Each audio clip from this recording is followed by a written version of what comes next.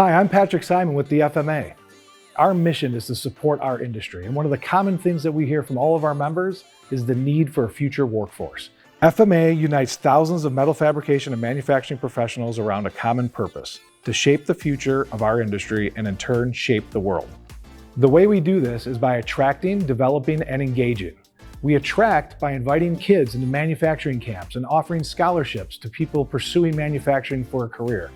We also provide training under our development umbrella for people all throughout the industry, along with our industry-leading content, with many of you get through our Fabricator magazine, the most read publication of all FabTech attendees. And of course, we want to engage with you across many events that we run throughout the industry, including FabTech, networking events at our Industry Leadership Conference, and many more things.